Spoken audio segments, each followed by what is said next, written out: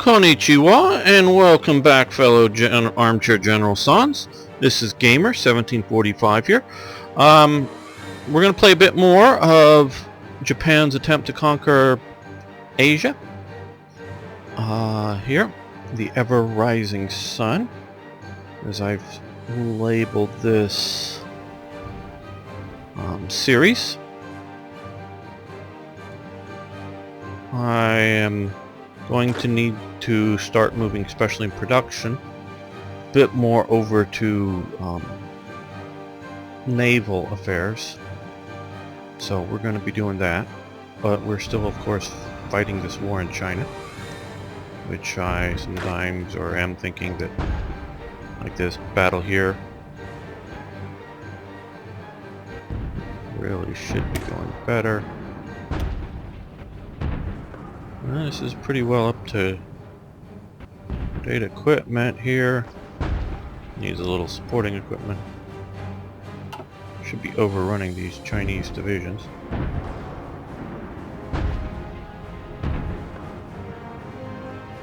At least that's my appreciation of things.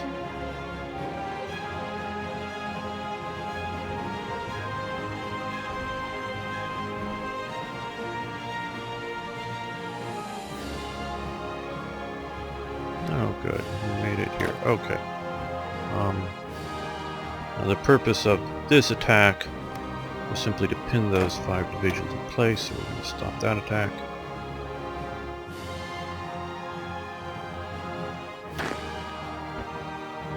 And they can support.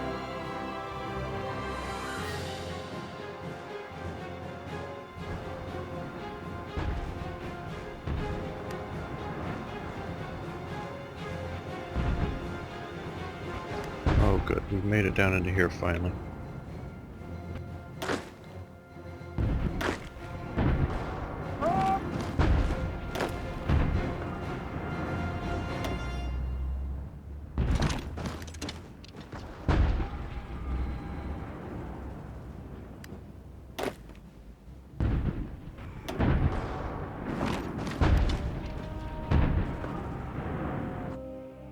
This is the Yellow River. So named because it has a lot of mud or whatever coming from Tibet as it flows off. If I'm correct, I think at one time it came out through here, and then it shifted down to this path, and it's shifted around a few times. In major ways, path times. And I mean that as in, like, I don't know, the Middle Ages or something, not, you know, prehistory somewhere. Okay, well, this... we can attack there. Okay. That's not a good idea. More divisions moving around there.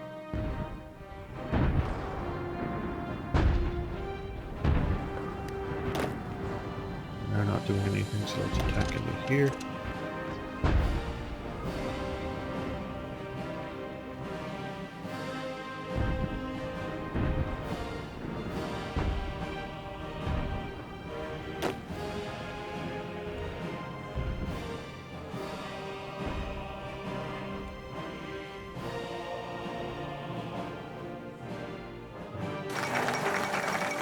Okay, Axis leanings, which is good.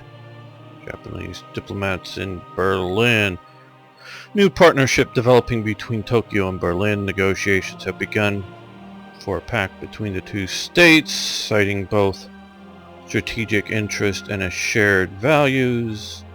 While it remains to be seen what, if anything, comes of these negotiations, proponent of friendship between,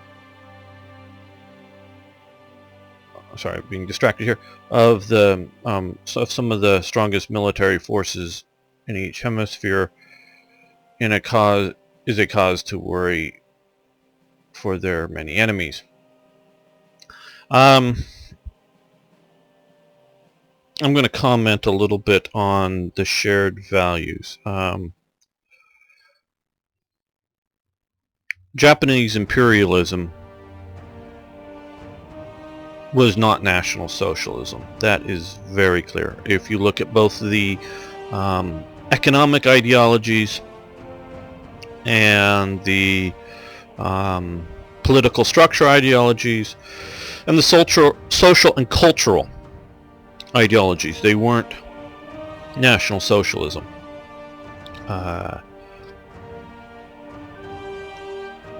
Japan has a very interesting corporatist mind. It is, and I'm sure this is wrong and some of the people would want to quibble with this, but in some ways it's very feudal. Unlike, shall we say, David Ricardo's capitalism, I'm sorry if I'm getting too far into the weeds for many of you who have grown up in, at least in the American education system, capitalism where labor is and he's of course sort of the extreme, labor is a throwaway item with production. Adam Smith, of course, recognizes market forces, meaning if you have a new machine put in a factory that uses half as much labor, of course you have to get rid of the other labor. You just don't pay them to sit around and watch. David Ricardo is much more Darwinistic or whatever on his viewpoints, and I think if you look at, capitalism has made a boon to the world and allows other systems to be attempted, which they normally start to fail, and then you have to revert back to capitalism to recover yourself. Japanese corporatism really looks at their business situation much more in that feudal aspect in which your employees are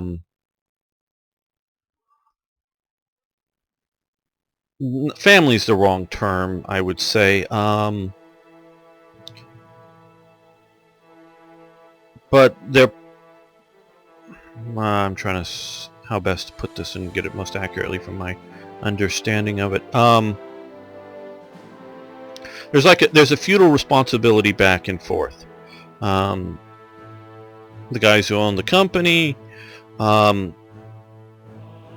they believe they're owed a certain deference and a certain obedience by their employees. But conversely, the employees are owed certain obligations back. A certain respect within the Japanese hierarchical view of life, but also to take care of them, to be taken care of. To not, oh, well, we're shutting down the factory. You've been paid. Here's your 2-week severance. We've provided you with, whether it was for one day or for 20 years, whatever it is, we provided you with a means to support yourself. Now you can just, go find somewhere else. Now, they really want to work and move their labor, if you are having to shut down a factory, to somewhere else, to another factory, to another thing. They really want to do that. And because whether the business is failing or if there's a massive reordering in economies, again, going from something that is highly labor intensive to minimally labor intensive,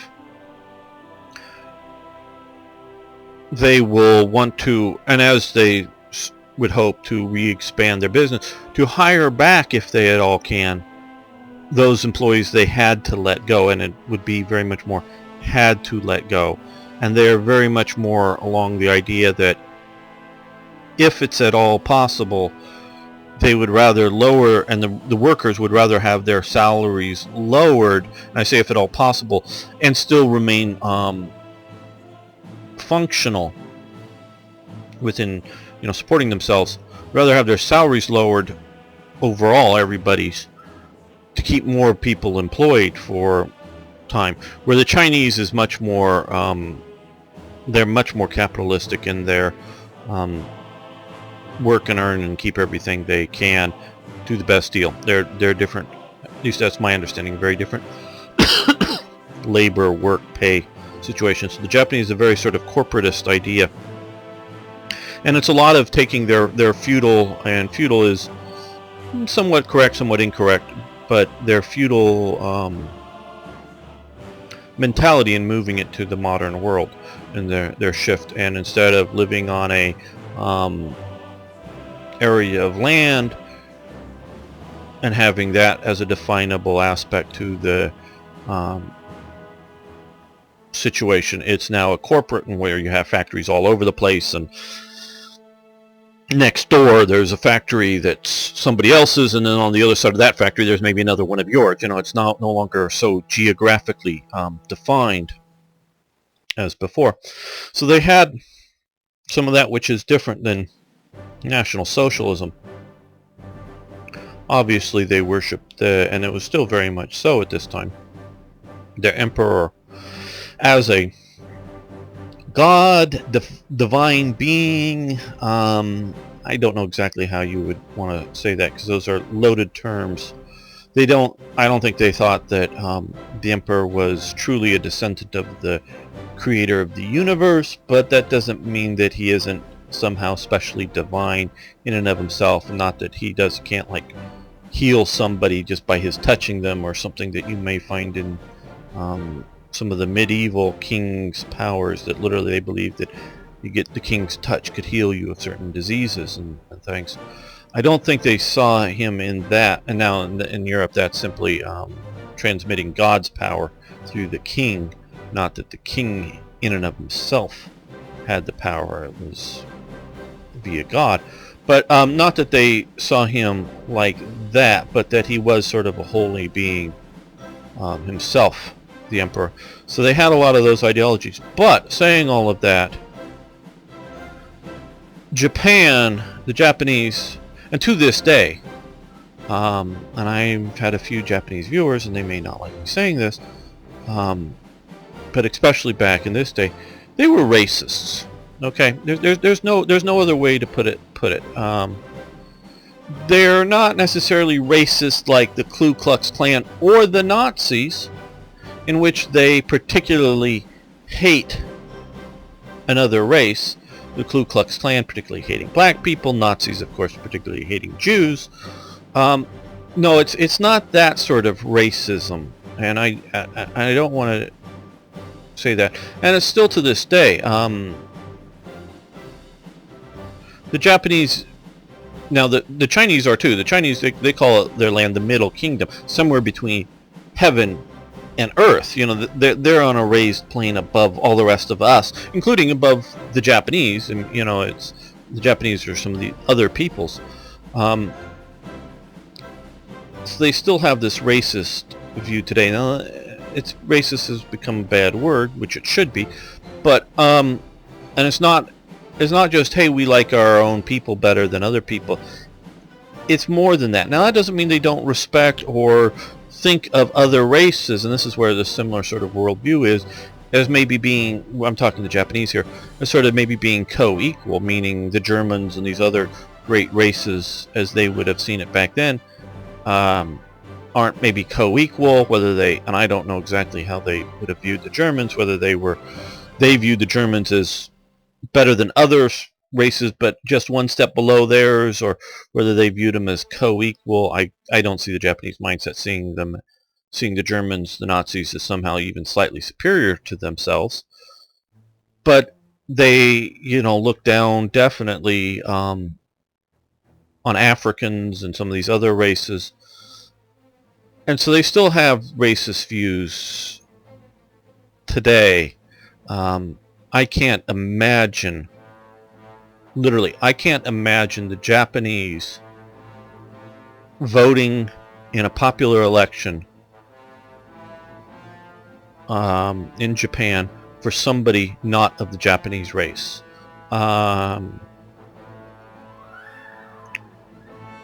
Peru, for pretty sure I'm correct here, Peru for quite some while has had, and I don't think currently, or maybe it's back to being, has had a I forget whether it's president, prime minister, I think it's president, that's Japanese. Now he's Japanese Peruvian in that I'm a little out of date here on some of this, but for a while there was, and I think there was Peru or Chile or somewhere, another Japanese woman who's risen in the political ranks. I'm trying to remember. I haven't been following closely.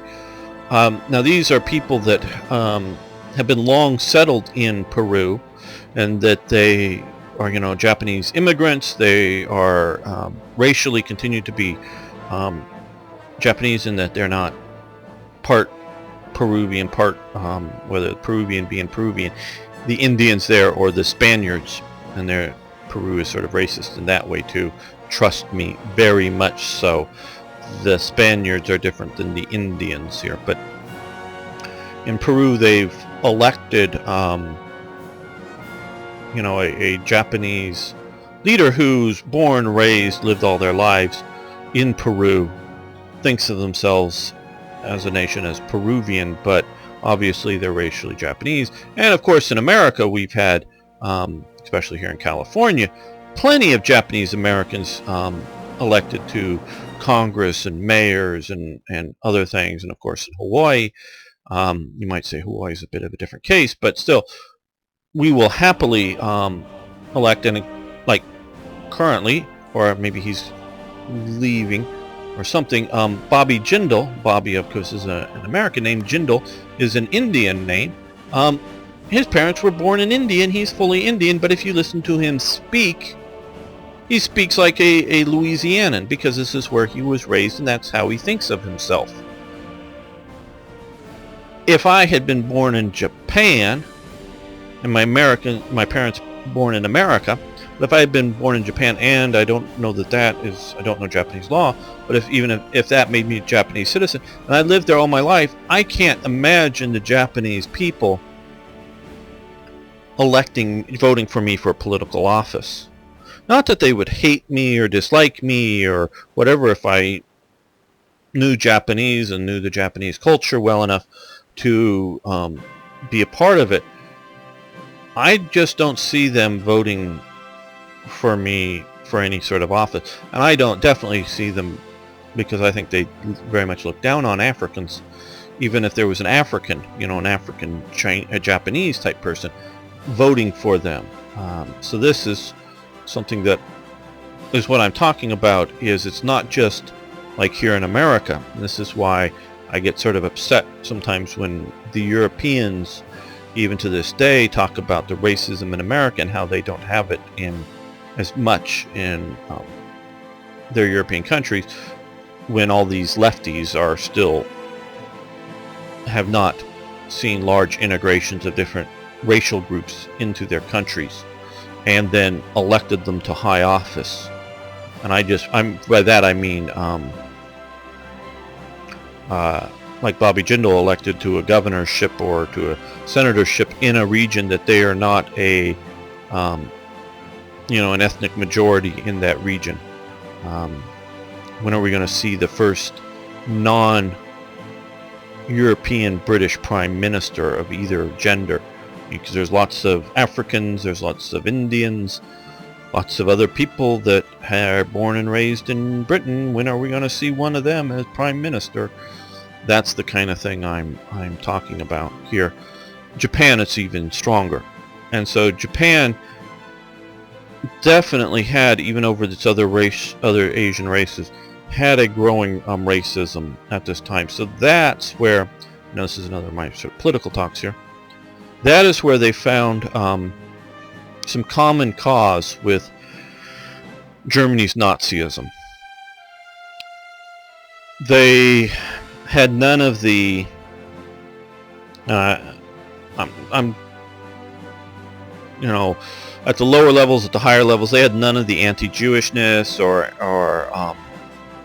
the wish to exterminate large groups of people just because they were thought to be inferior, but they were willing to commit war crimes on a large scale with non-Japanese.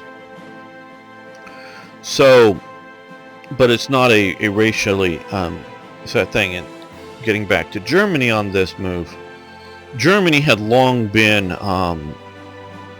well before the First World War, had long been sort of a pro-Chinese, if you will,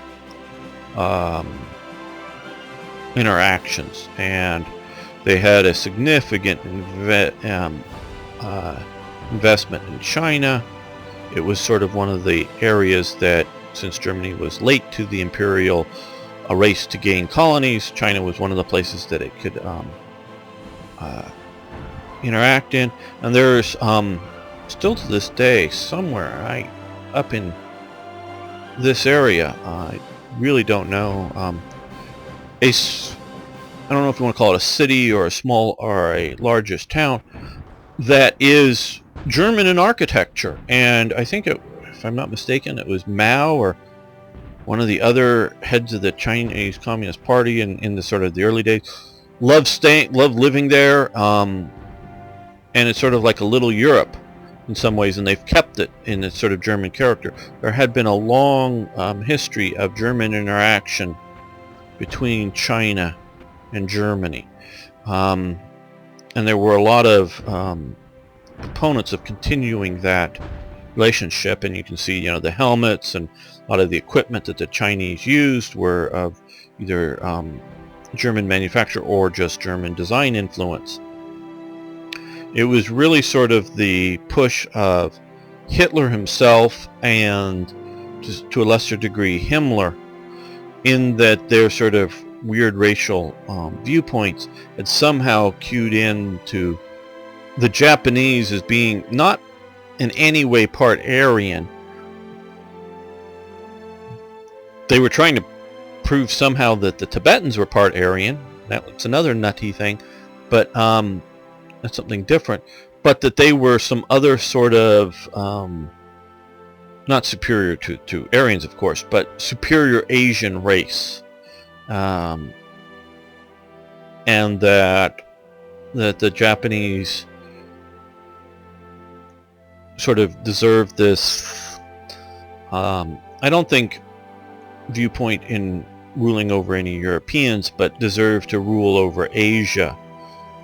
Whether long term, I think Hitler was rather pro Britain's colonies, but those were, shall we say, relatively small and relatively more trade-based than large occupational colonies like France or even the US with the Philippines.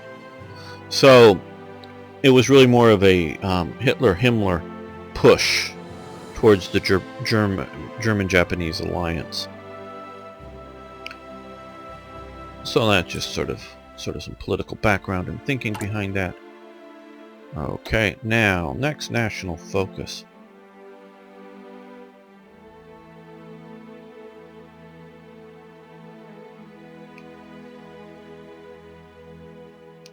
Don't think we want to do kamikaze strikes so much.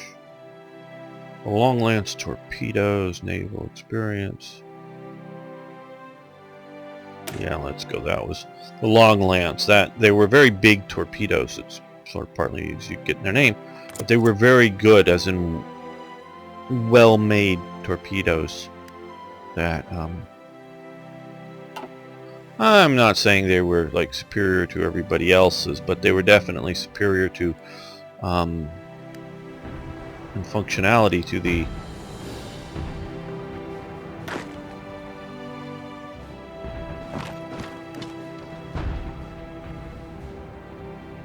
early American torpedoes, and were better than, let's get you across the river so we can attack without the river deficit.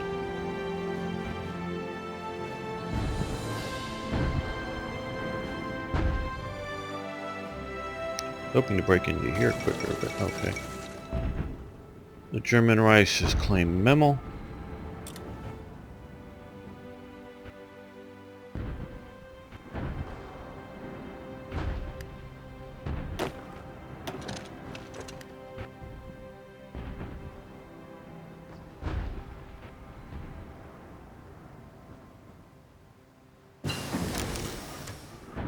Okay, we've got computing machines.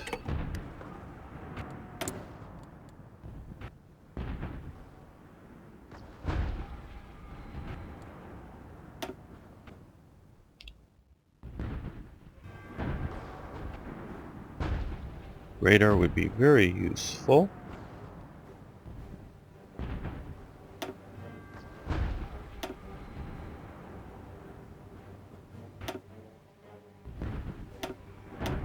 Like I say, these things are very helpful, but I think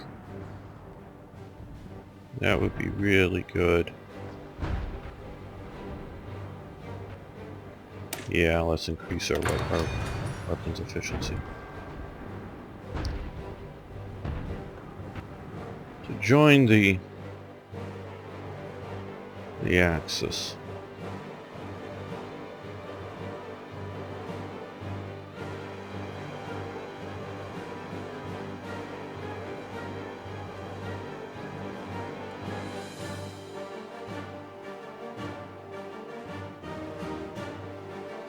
Yeah, I think we're going to do so.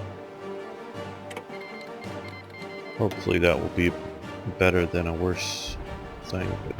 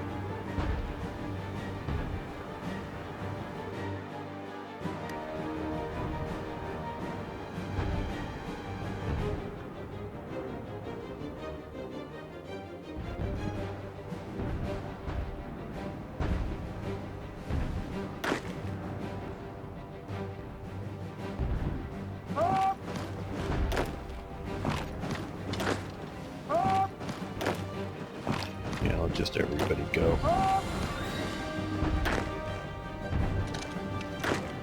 Attack these guys.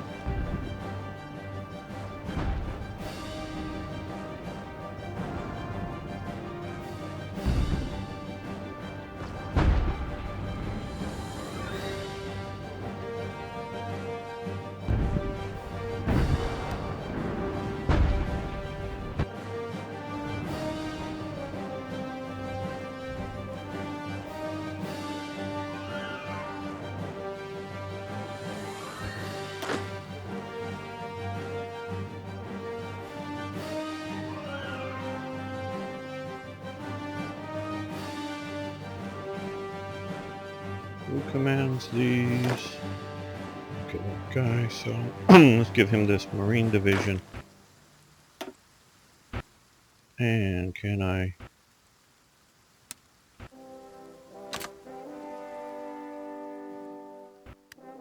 5 divisions. Good, we're gonna increase, put a Marine Division into here. Hopefully we'll get this invasion taken care of. Now, here, let's see. Let's attack here. With these guys supporting. These guys actively attacking in. And these guys attacking here.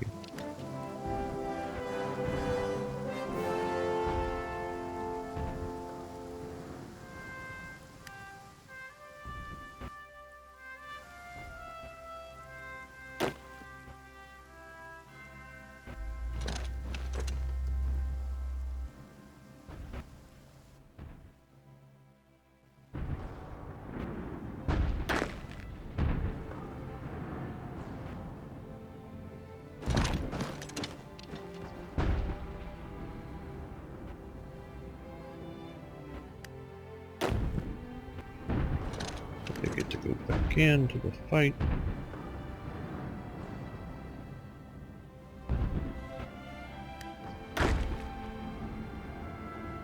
We're going to march down to here.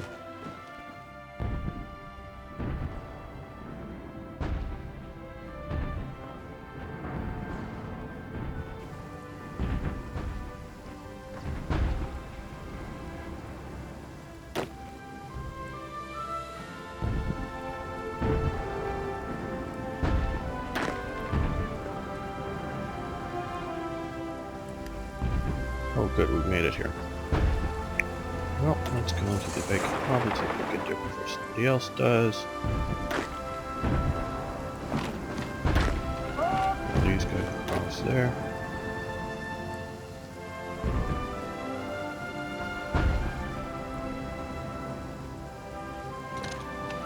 They can pin them.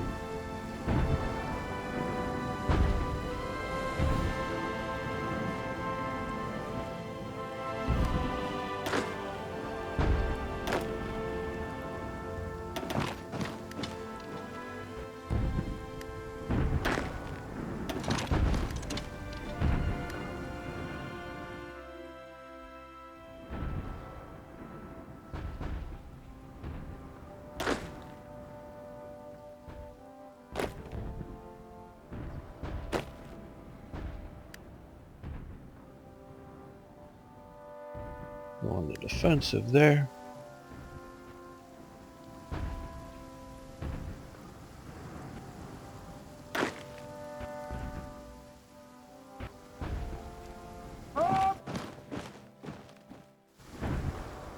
Got some reinforcements here.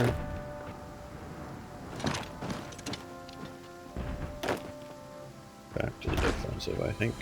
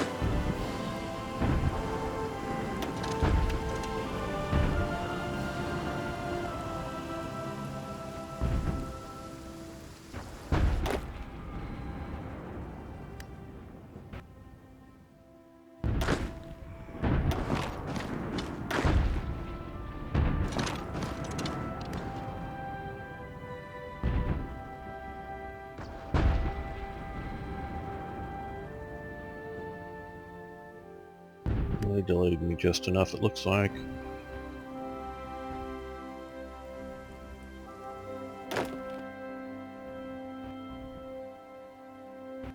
Okay, well, since I moved 3 divisions to there,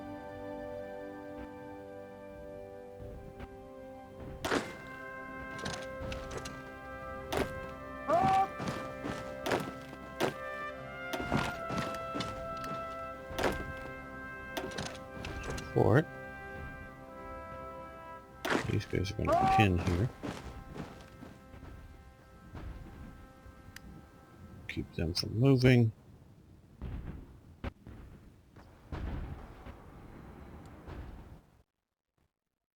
Oh good, we're ashore now. Great, while they're counterattacking, fine. Let's send these 2 divisions.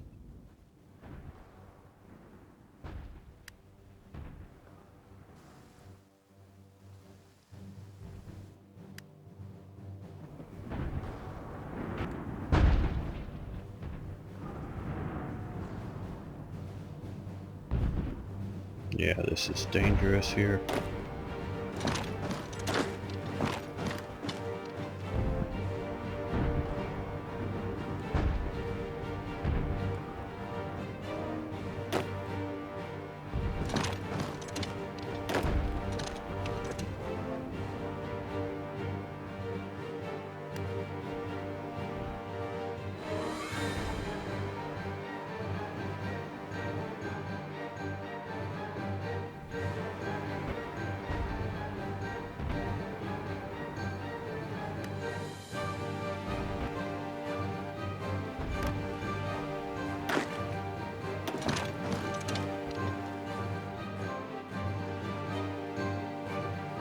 Oh good, we made this. Okay, Marines, you go attack there. You go occupy here.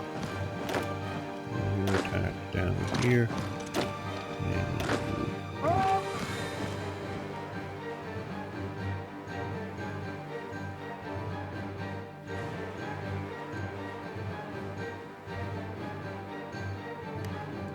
oh, what's this?